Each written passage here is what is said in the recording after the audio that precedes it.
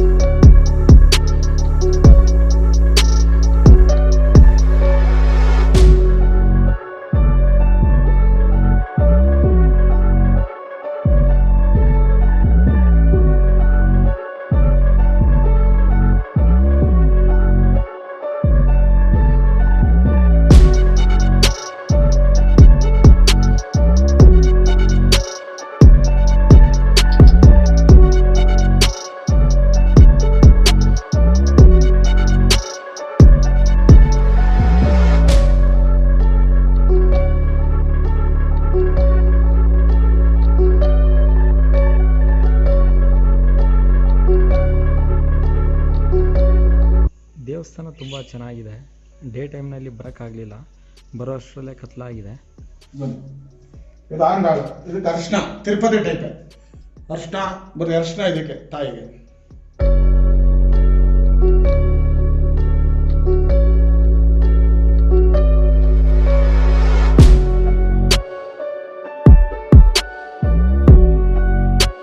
ದೇವಸ್ಥಾನ ತುಂಬ ಚೆನ್ನಾಗಿದೆ ಸ್ನೇಹಿತರೆ. ನೀವು ಡೇ ಟೈಮ್ನಲ್ಲಿ ಬಂದರೆ ಚೆನ್ನಾಗಿರುತ್ತೆ. ತುಂಬ ಹಳೆ ದೇವಸ್ಥಾನ ಇದು.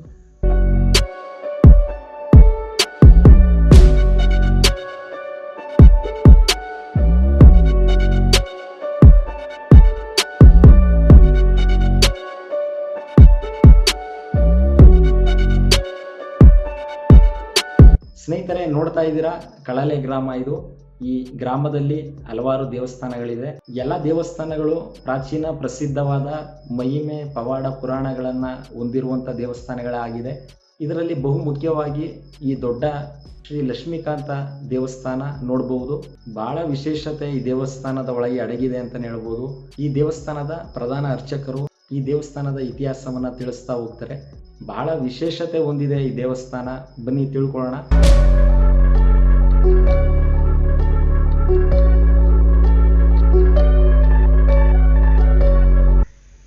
ಸ್ನೇಹಿತರೆ, ದೇವಸ್ಥಾನದ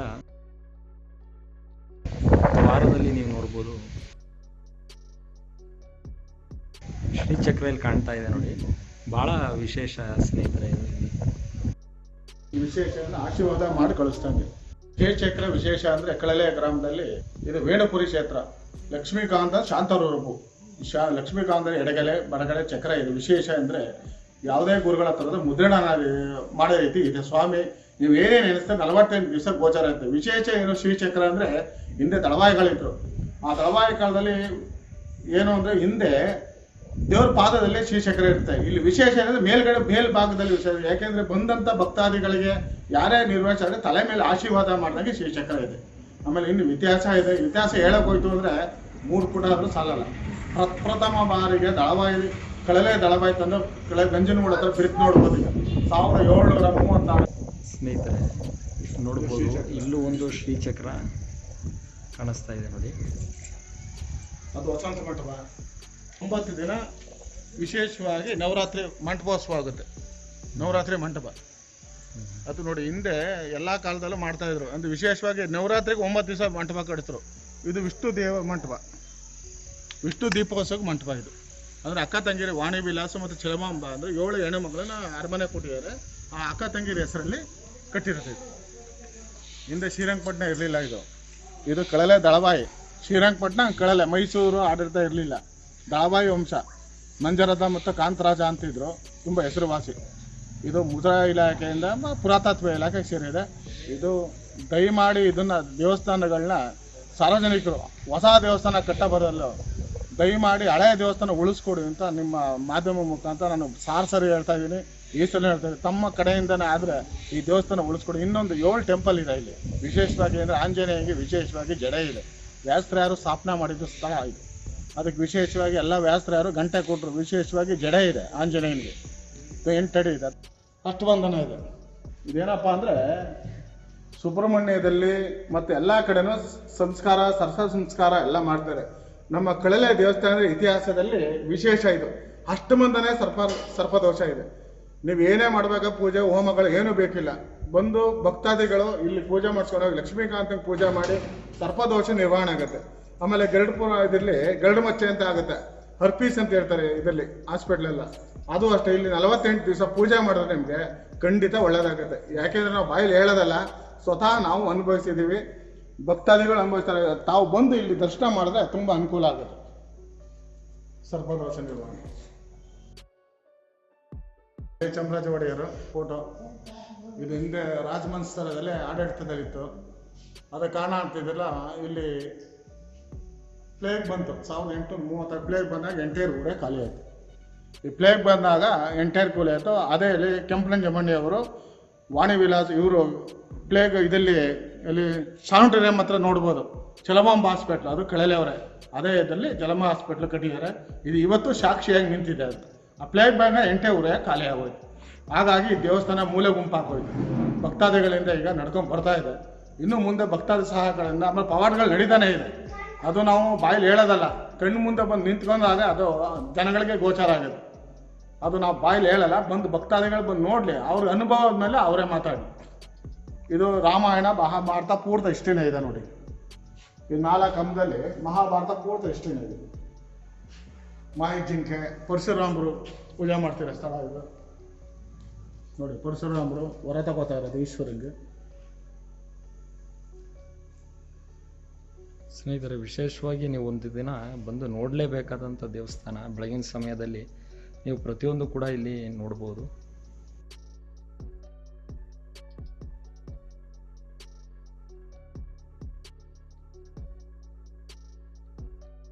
ವಿಶೇಷ ಏನಪ್ಪ ಅಂದರೆ ತಿರುಪತಿಲಿ ಏನಾಗುತ್ತೆ, ಉಯಲಸು ಆಷಾಢ ಮಾಸದಲ್ಲಿ ಪ್ರಥಮ ಏಕಾದಶಿಯಿಂದ ಆಂಡಾಳ್ ಜಯಂತಿ ಆಗುತ್ತೆ, ಅದುವರೆಗೂ ಉಯಲಸು ಆಗುತ್ತೆ. ತಿರುಪತಿಲಿ ಏನಾಗುತ್ತೆ ಅದೇ ಸಂಪ್ರದಾಯ ಇದನ್ನೇ ನಮ್ಮ ಕೆಳಲೆ ಗ್ರಾಮದಲ್ಲಿ ಇದುವರೆಗೂ ನಡ್ಕೊಂಡ್ ಬರ್ತಾ ಇದೆ. 22 ದಿನ ಉಯಲಸು ಇದೆ. ಭಕ್ತಾದಿಗಳು ಮತ್ತು ಶ್ರೀಕಂಠೇಶ್ವರ ಸ್ವಾಮಿ ದೇವಸ್ಥಾನಕ್ಕೆ ದತ್ತವಾಗೋದ್ರಿಂದ ಅವರ ಆದೇಶದಿಂದ ಅವ್ರ ಮಾರ್ಗದರ್ಶನದಲ್ಲಿ ನಾವು ಇವತ್ತಿಗೂ ನಡ್ಕೊಂಡ್ ಬರ್ತಾ ಇದ್ದೀವಿ. ಇದು ಉಯಲಸು ಪ್ರತಿದಿನ ಸಂಜೆ 7 ಗಂಟೆಗೆ ಸ್ಟಾರ್ಟ್ ಆಗುತ್ತೆ. ಆನಂತರ ಪೂಜೆ ವಗರುಗಳು ಉಪಚಾರಗಳೆಲ್ಲ ಆಗಿದ್ದವರು. ಆನಂತರ 7ನೇ ತಾರೀಕು ತಿರುವಡಿಪುರಂ ಅಂತ ಆಂಡಾಳ್ ಇರುತ್ತೆ, ಅಲ್ಲಿಗೆ ಶಯನೋತ್ಸವ ಆಗುತ್ತೆ. ಆನಂತರ ತಿರ್ಗಾ ವರಮಹಾಲಕ್ಷ್ಮಿ ಹಬ್ಬಕ್ಕೆ ಶಯನೋತ್ಸವ ಆಗುತ್ತೆ. ಇಲ್ಲಿ ವಿಶೇಷ ಏನು ಅಂದ್ರೆ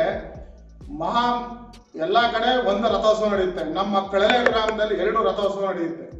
ಯಾಕೆಂದ್ರೆ ನವರಾತ್ರಿಲಿ 9 ದಿವಸ, ಸರಸ್ವತಿ ಹಬ್ಬದ ದಿವಸ ಅಮ್ಮನವರ ರಥೋತ್ಸವ ಪ್ರತ್ಯೇಕ. ಬೇರೆ ಕಡೆ ಚಾಮುಂಡೇಶ್ವರಿ ಅದು ಇದೆಲ್ಲ ಮಾಡ್ತಾರೆ. ಅದು ವಿಷ್ಣು ದೇವಾಲಯದಲ್ಲಿ ನಮ್ಮ ಮಹಾಲಕ್ಷ್ಮಿ ರಥೋತ್ಸವ ಸರಸ್ವತಿ ಹಬ್ಬದ ದಿವಸ ವಿಶೇಷವಾಗಿರುತ್ತೆ. ಬ್ರಹ್ಮೋತ್ಸವ ಮಾರ್ಚ್ ತಿಂಗಳಲ್ಲಿ, ನಂಜನಗೂಡು ಆದ 5 ದಿನಕ್ಕೆ ಮಾರ್ಚ್ ತಿಂಗಳಲ್ಲಿ ಆಗುತ್ತೆ. ವಿಶೇಷ ಏನಪ್ಪಾ ಅಂದ್ರೆ ನಮ್ಮ ಮಹಾಲಕ್ಷ್ಮಿ ತುಂಬಾ ಪವಾಡನ ನಾವು ಹೇಳ್ಬಾರ್ದು ಬಾಯಿಲಿ, ಯಾಕೆಂದ್ರೆ ಅದು ಕಣ್ಣಿಂದ ನೋಡೋರ್ಗೆ ಗೊತ್ತು. ಸರಸ್ವತಿ ಹಬ್ಬದ ದಿವಸ ತಾಯಿ ಹತ್ರ ದುಂಬಿ ಬರುತ್ತೆ. ಆನಂತರ ಬ್ರಹ್ಮೋತ್ಸವ ದಿವಸ ಚೋಳುಮರಿ ಆಗಲಿ ನಾಗರವ ಆಗಲಿ ಅದು ವಿಶೇಷವಾಗಿ ಕಾಣಿಸ್ಕೊತ್ತೆ. ಅದು ಪವಾಡಗಳು. ಯಾಕೆಂದ್ರೆ ಹಿಸ್ಟ್ರಿ ತಮಗೆ ಗೊತ್ತು, ಹಿಸ್ಟ್ರಿ ಹೋಗಿದ್ರೆ ತುಂಬಾ ನಡೀತಾನೆ ಇರುತ್ತೆ. ಅದು ಸೂಕ್ಷ್ಮವಾಗಿ ಹೇಳ್ತಾ ಇದ್ದೀನಿ. ಬಂದು ಎಡಗೈಲಿ ಬಲಗೈ ಚಕ್ರ ಇರೋದ್ರಿಂದ ಲಕ್ಷ್ಮೀಕಾಂತ್ ಸೇವೆ ಮಾಡಿದ್ರೆ ನಿಮ್ಮ ಪಾಪ ಪುಣ್ಯಗಳು ಎಲ್ಲ ನಿರ್ವಹಣೆ ಆಗುತ್ತೆ. ಯಾಕೆಂದ್ರೆ ಎಲ್ಲಾ ಕಡೆ ದುಡ್ಡು ಖರ್ಚು ಮಾಡ್ಕೊಂಡು ಹೊಸ ದೇವಸ್ಥಾನಕ್ಕೆ ಹೋಗ್ತಾರೆ. ಇಲ್ಲಿ ದೇವಸ್ಥಾನಕ್ಕೆ ಬನ್ನಿ, ಸೇವೆ ಮಾಡಿ, ಆನಂತರ ನೀವೇ ನೋಡಿ ಅದು ಏನ್ ಪವಾಡ ತೋರಿಸುತ್ತೆ ಅಂತ ನೀವೇ ನಮ್ಗೆ ಹತ್ರ ಹೇಳ್ತೀರಿ.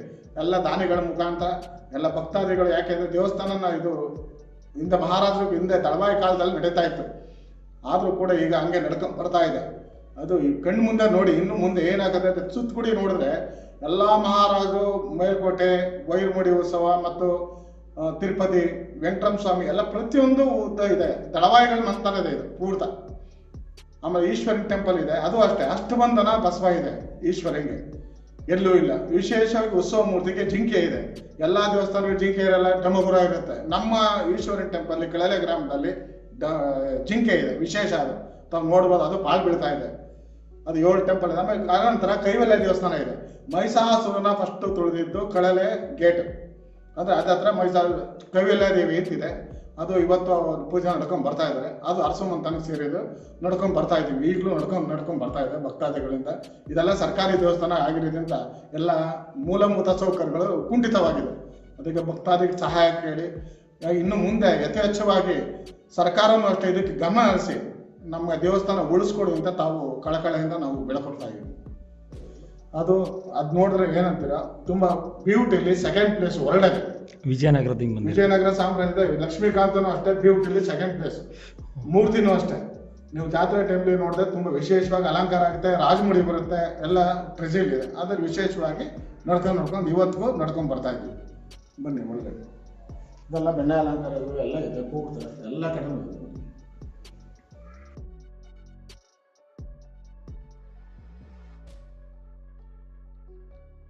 ಇದು ಈಶ್ವರನ್ ಟೆಂಪಲ್.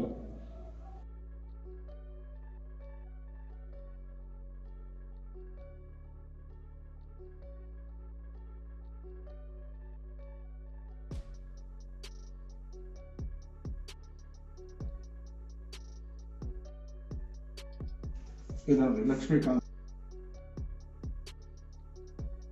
ನೋಡಿ, ಮೂಲ ಮೂರ್ತಿ, ಎಡಗಡೆ ಬಲಗಡೆ ಚಕ್ರ ಇದೆ, ದಶಾವತಾರ ಇದೆ ಪ್ರಭಾವಳಿಯಲ್ಲಿ. ಇದು ವಿಶೇಷ. ಪ್ರಭಾವಳಿಯಲ್ಲಿ ದಶಾವತಾರ ಇದೆ ವಿಶೇಷವಾಗಿ. ಈ ಲಕ್ಷ್ಮೀಕಾಂತನ ಸೇವೆ ಮಾಡಿದ್ರೆ 48 ದಿವಸ ನೀವು ಪೂಜೆ ಮಾಡಿದ್ರೆ ಖಂಡಿತ ನಿಮಗೆ ಗೋಚರ ಆಗುತ್ತೆ. ಇದು ವಿಶೇಷ. ಇನ್ನು ತುಂಬಾ ಪವಾಡ ಪುರುಷ ಲಕ್ಷ್ಮೀಕಾಂತ ಅಂದ್ರೆ ಶಾಂತ ಸ್ವರೂಪ. ಅಷ್ಟೆಷ್ಟು ಪವಾಡ ಅಲ್ಲ, ಯಾಕೆಂದ್ರೆ ನಾನು ಒಬ್ಬ ಸಾಕ್ಷಿ. ಗ್ಯಾಸ್ ಬರ್ನಿಂಗ್ ಆಯ್ತು ಇವತ್ತು KRS ಪೆಟ್ಲಿಗೆ ನೋಡ್ಬೋದು. ನಾನು ಒಬ್ಬ ಸಾಕ್ಷಿ ಆಗಿದ್ದೀನಿ. 7 ದಿವಸದಲ್ಲಿ ಮನೆಗೆ ಬಂದ 95% ಬರ್ನಿಂಗ್ ಆಗಿ ಇವತ್ತು ನಾನು ಮಾತಾಡ್ತಾ ಇದ್ದೀನಿ. ಇದೆ ದೇವರ ಅನುಗ್ರಹ. ಆ ಅನುಗ್ರಹದಿಂದ ಬಂದು 7 ದಿವಸದಲ್ಲಿ ನನಗೆ ಗೋಚರ ಆಗಿ ಮೈಯೆಲ್ಲ ಸುಟ್ಟೋಗಿತ್ತು. ಅದು ಡಾಕ್ಟ್ರು ಯಾರು ಗ್ಯಾರಂಟಿ ಕಟ್ಟಾಗಲ್ಲ, ಮನೆ ಕರ್ಕೊಂಡು ಹೋಗಿದ್ದು. ದೇವ್ರಲ್ಲಿ ಪ್ರಾರ್ಥನೆ ಮಾಡ್ಕೊಂಡೆ, ತುಳಸಿ ನೀರು ಹಾಕಿದೆ ಅಷ್ಟೇನೆ. ನಮ್ಮ ಅರ್ಚಕರು ಬಂದು ತುಳಸಿ ನೀರು ಮೈ ಮೇಲೆ ಹಾಕಿದ್ರು. ಆ ನಂತರ 7 ದಿವಸದಲ್ಲಿ ವಾಸಿಯಾಗಿ ಮಂಕಾಗಿ ಇವತ್ತವರೆಗೂ ನಾವು ಆಲ್ಮೆಂಟು ಮಾತ್ರೆ ಆಗಲಿ ಅದು ತಗೋತಾ ಇಲ್ಲ. ಅದು ಅವನ ಪವಾಡ. ಆ ಪವಾಡದಿಂದ ನಾನು ಇದುವರೆಗೂ ಮಾತಾಡಬೇಕು ಅಂದರೆ ಅವನಿಂದ ನಾನು ಇಷ್ಟೊಂದು ಮಾತಾಡ್ತಾ ಇದ್ದೀನಿ. ದಯಮಾಡಿ ಭಕ್ತಾದಿಗಳು ಅಷ್ಟೇ ತಮ್ಮ ಕಷ್ಟ ಕಾರ್ಯಗಳ ಬೇರೆ ದುಡ್ಡು ಸುರಿಬೇಡಿ. ಆ ಮಂತ್ರ ಇದು ಅಲ್ಲಿ ಇಲ್ಲಿ ಹೋಗಿ ಲಕ್ಷ್ಮೀಕಾಂತನ ಸೇವೆ ಮಾಡಿ, ಖಂಡಿತ ನಿಮಗೆ ಒಳ್ಳೆಯದಾಗುತ್ತೆ.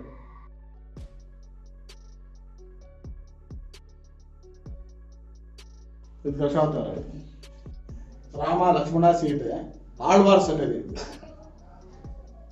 ಇಷ್ಟು ವಿಜಯನಗರ ಸಾಮ್ರಾಜ್ಯದಿಂದ ಬಂದಿರುವಂಥದ್ದು. ಇದು ಆಳ್ವಾರ್ ಸನ್ನಿಧಿಗಳು ನೋಡಿ. ಇದು ಮೇಲ್ಕೋಟೆ, ಶ್ರೀರಂಗಪಟ್ಟಣ, ಕಂಚಿ ಇದೆಲ್ಲ ಒಂದು ಸಂಪ್ರದಾಯ. ಕಾಂಚೀಪುರಂ, ಕಂಚಿ, ಶ್ರೀರಂಗ, ಕಳಲೆ, ಮೇಲ್ಕೋಟೆ, ಬೆಳಗೆರೆನ ಬೆಟ್ಟ ಎಲ್ಲ ಒಂದೇ ಸಂಪ್ರದಾಯದಲ್ಲಿ ನಡೀತಾ ಇದೆ. ಇವತ್ತು ವಿಶೇಷ ಅಂದರೆ ಬಾವಿಲೇ ನೀರು, ಎಲ್ಲ ಬೋರ್ವೆಲ್ ಎಲ್ಲ ಮಾಡ್ತಾರೆ. ಇದು ಬಾವಿಲೇ ನೀರು, ನೈವೇದ್ಯಕ್ಕೂ ಅಷ್ಟೇ ಗ್ಯಾಸ್ ಗೀಸ್ ಉಪಯೋಗಿಸಲ್ಲ. ಇವತ್ತಿಗೂ ಸೌದೆ ಎಲ್ಲ ಅಡುಗೆ, ನೈವೇದ್ಯಕ್ಕೆ ಅಡುಗೆ ಎಲ್ಲ ಮಾಡ್ಕೊಂಡು ಬರ್ತಾ ಇದ್ದೀವಿ.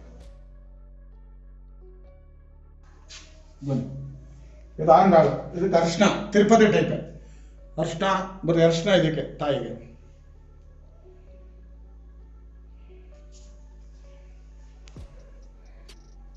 ಇದಕ್ಕೆ ವಿಶೇಷವಾಗಿ ತಿರುವಡಿ ಪುರಂ ಅಂತ ಆಗುತ್ತೆ 7ನೇ ತಾರೀಕು.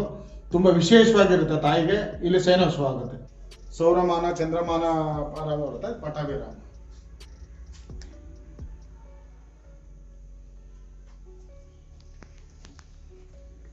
ಇದು ಲಕ್ಷ್ಮೀನಾರಾಯಣ.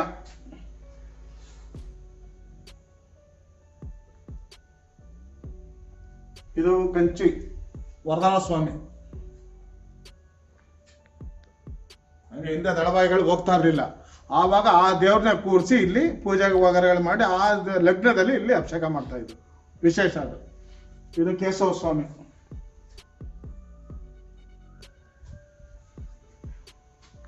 ಇದು ರಾಜಮನ್ನ ಕೃಷ್ಣ.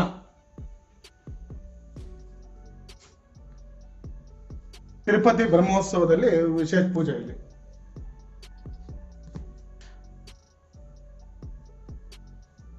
ಮೇಲ್ಕೋಟೆ ವೈರ್ಮುಡಿ ದಿವಸ ಅಭಿಷೇಕ.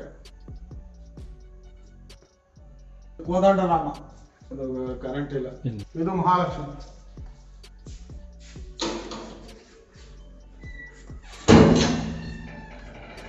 ಇದೇನಪ್ಪಾ ಅಂದ್ರೆ ವಿಶೇಷವಾಗಿ ಪದ್ಮಾಸನ ಇದೆ ತಾಯಿ ಇವಳ ಮಹಾಲಕ್ಷ್ಮಿ.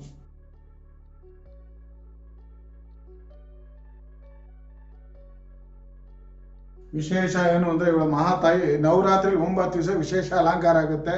ವರಲಕ್ಷ್ಮಿ ದಿವಸ ವಿಶೇಷವಾಗುತ್ತೆ. ತಾಯಿ ಅಷ್ಟೇ ತುಂಬಾ ಪವರ್ಫುಲ್ ಅಂದ್ರೆ ತುಂಬಾ ನೋಡ್ಬೋದು. ಯಾಕೆಂದ್ರೆ ಜನಗಳು ಬಂದಾಗ ಅರ್ಥ ಆಗುತ್ತೆ ಇದು ದೇವಸ್ಥಾನ ಏನಪ್ಪ ಹಿಂಗಿದೆ ಅಂತ ಗೊತ್ತಾಗುತ್ತೆ ಜನಕ್ಕೆ. ಹಂಗಲ್ಲ, ಬಂದು ಭಕ್ತಿಯಿಂದ ಒಂದೇ ಮನಸ್ಸಿಂದ ತಾಯಿನ ಲಕ್ಷ್ಮೀಕಾಂತನ ಕೇಳಕ್ ಬಂದ್ರೆ ತುಂಬಾ ಕಷ್ಟಗಳ ಎಲ್ಲ ಪರಿಹಾರ ಆಗುತ್ತೆ ಅವ್ರಿಗೆ. ತ್ರಿಕಾಲ ಪೂಜೆ ನಡೀತಾ ಇದ್ರು, ಗಂಧ ತೆಗಿತಾ ಇದ್ರು ಹಿಂದೆ. ಇದು ತುಂಬಾ ಹಿಂದೆ ತ್ರಿಕಾಲ ಪೂಜೆ ನಡೀತಾ ಇತ್ತು. ಆ ಗಂಧ ತೆಗಿತಾ ಇದ್ರಲ್ಲಿ ಗಂಧಕ್ಕೆ ದೇವರು ಪ್ರೇರಣೆ ಆಗ್ತಾ ಇತ್ತು. ಈಗೆಲ್ಲ ರೆಡಿಮೇಡ್ ಬಂದ್ಬಿಟ್ಟಿದೆ. ಈಗ ಆ ಗಂಧ ತಯಾರಿ ಇದ್ರು ಆಗ 19ನೇ ಉದ್ದೆ ಇತ್ತು, ವಿಶೇಷವಾಗಿತ್ತು. ಇದು ಸ್ವರ್ಗದ ಬಾಗಿಲು. ವಿಶೇಷ ಏನಪ್ಪಾ ಅಂದ್ರೆ ಮಕರ ಸಂಕ್ರಾಂತಿ ದಿವಸ ಇಲ್ಲಿ ಸ್ವರ್ಗದ ಬಾಗಿಲು. ಭೀಷ್ಮಾಚಾರ್ಯರಿಗೆ ಇದು ಮಾಡಿದ್ರಲ್ಲ ಆವತ್ತೇ ಸ್ವರ್ಗದ ಬಾಗಿಲು. ವೈಕುಂಠ ದ್ವಾರ ಭೀಷ್ಮಾಚಾರ್ಯರಿಗೆ ಇದು ಮಾಡಿದಾಗ ಸಂಕ್ರಾಂತಿ ಇದೇ ದಿವಸ ಸ್ವರ್ಗದ ಬಾಗಿಲು ತೆಗುತ್ತೆ. ವಿಶೇಷವಾಗಿ ಪಟಾಕಿ ಇದೇ ಆಗುತ್ತೆ. ಎಲ್ಲ ವೈಕುಂಠ ಏಕಾಸಿ ಅಂತ ಮಾಡ್ತಾರೆ, ಅಲ್ಲಿ ಇಲ್ಲ. ಇಲ್ಲಿ ಉತ್ತರಾಯಣ ಪುಣ್ಯ ಕಾಲದಲ್ಲಿ ಇಲ್ಲಿ ಸ್ವರ್ಗದ ಬಾಗಿಲು ವಿಶೇಷ ಇದೆ. ಸ್ನೇಹಿತರೆ, ಕಡ್ಡಾಯವಾಗಿ ಈ ಕಡೆ ಬಂದಾಗ ನೋಡಲೇಬೇಕಾದಂಥ ದೇವಸ್ಥಾನ. ರಾಮಹಾಸರು ಬಂದಿದ್ದು ಹಿಂದೆ ಋಷಿ ಮನೆಗಳು ಕಪಿಲಾಮಹರ್ಷಿಗಳು ತಪಸ್ ಮಾಡುವಾಗ ಇಲ್ಲಿ ರಾಮಹಾಸರು ಬಂದು ಇಲ್ಲಿ ಇದು ಮಾಡಿದ್ರು ಅಂತ ಒಂದು ಪದ್ಧತಿ ಇದೆ. ಇದು ರಾಮ ಜಯಂತಿನೂ ಆಗುತ್ತೆ ವಿಶೇಷವಾಗಿ. ಇದು ತಮಿಳ್ನಾಟಲ್ಲಿ ಕುಳತ್ತಾಳ್ಬಾರು ಅಂತ ಇರುತ್ತೆ, ಅದು ಅದೇ ರೀತಿ ಎಲ್ಲ ಮಾಡ್ಕೊಂಡು ಬರ್ತಾ ಇದ್ರು. ಇದು ಪಾಕಶಾಲೆ, ಯೋಗಶಾಲೆ, ಹೋಮ ಇದರಲ್ಲಿ ಜಾತ್ರೆ ಟೈಮಲ್ಲಿ ವಿಶೇಷ ಪೂಜೆಗಳಲ್ಲಿ ಹೋಮ ಆಧಾರ ಆಗುತ್ತೆ. ಇದು ಉತ್ಸವ ದರ್ಶನ ದಿವಸ ವಿಶೇಷ ಬೃಂದಾವನ ಇದೆ. ಇದು ವಿಶೇಷ ಏನಪ್ಪಾ ಅಂದ್ರೆ ಉತ್ಸವ ಎಲ್ಲ ಬೃಂದಾವನಕ್ಕೆ ದೇವ್ರನ್ನ ಪೂಜೆ ಮಾಡ್ತಾರೆ. ಅಲ್ಲಿ ವಿಶೇಷವಾಗಿ ಇಲ್ಲಿ ಲಕ್ಷ್ಮೀಕಾಂತ್ ದೇವಾಲಯದಲ್ಲಿ ದೇವ್ರ ಪಾದ ಇಟ್ಟು ಬೃಂದಾವನ ಕಟ್ಟಿದ್ದಾರೆ. ಉತ್ಸವಾದಶಿ ದಿವಸ ಇಲ್ಲಿ ವಿಶೇಷ ಪೂಜೆ ಆಗುತ್ತೆ. ಇದು ಗರುಡ, ಈಗ ಸರ್ಪದೋಷ ನಿರ್ವಹಣೆಗೆ ಹೇಳಿದ್ನಲ್ಲ, ಅದು ವಿಶೇಷ ಇದೆ. ಗರುಡ ಇದೆ. ಆ ಗರುಡ ಮತ್ತು ಪಕ್ಕದಲ್ಲಿ ಎಡಭಾಗದಲ್ಲಿ ಆಂಜನೇಯ ಇದೆ. ಹಾಗೆ ಇದೇ ರೀತಿ ನಮ್ಮ ವಿಡಿಯೋಸ್ಗಳನ್ನ ನೋಡಿ ನಮಗೆ ಸಪೋರ್ಟ್ ಮಾಡ್ತಾ ಇರಿ. ಈ ವಿಡಿಯೋಗೊಂದು ಲೈಕ್ ಮಾಡಿ, ಈ ವಿಡಿಯೋನ ಎಲ್ರಿಗೂ ಶೇರ್ ಮಾಡಿ. ಇದು ಗಣಪತಿ ಇದಕ್ಕಾಗಿ ನೋಡಿದ್ರಿ ಸ್ನೇಹಿತರೆ, ಶ್ರೀ ಲಕ್ಷ್ಮೀಕಾಂತ ಸ್ವಾಮಿ ದೇವಸ್ಥಾನ. ಈ ಕಡೆ ಬಂದಾಗ ಖಂಡಿತ ಮಿಸ್ ಮಾಡದೆ ಈ ದೇವಸ್ಥಾನನ ನೀವು ನೋಡಿ. ಸ್ನೇಹಿತರೆ, ಇದೇ ರೀತಿ ಹೆಚ್ಚಿನ ವಿಡಿಯೋಸ್ಗಳನ್ನ ನಮ್ಮ ಚಾನಲ್ನಲ್ಲಿ ನೀವು ನೋಡ್ತಾ ಇರ್ಬೋದು. ಅದಕ್ಕೋಸ್ಕರ ದಯವಿಟ್ಟು ನಮ್ಮ ಚಾನಲ್ನ ಸಬ್ಸ್ಕ್ರೈಬ್ ಮಾಡ್ಕೊಳ್ಳಿ. ಹಾಗೆ ಪಕ್ಕದಲ್ಲೇ ಕಾಣುವ ಬೆಲ್ ಬಟನ್ನ ಕ್ಲಿಕ್ ಮಾಡಿ ನಾವು ಹಾಕುವ ಎಲ್ಲ ಹೊಸ ವಿಡಿಯೋಸ್ಗಳ ನೋಟಿಫಿಕೇಶನ್ ಮೊದಲೇ ನಿಮಗೆ ಬೇಗ ತಲುಪುತ್ತೆ. ಈ ವಿಡಿಯೋಗೆ ಒಂದು ಲೈಕ್ ಮಾಡಿ, ಈ ವಿಡಿಯೋನ ಎಲ್ರಿಗೂ ಶೇರ್ ಮಾಡಿ. ಈ ವಿಡಿಯೋ ನೋಡಿದ್ದಕ್ಕಾಗಿ ಧನ್ಯವಾದಗಳು.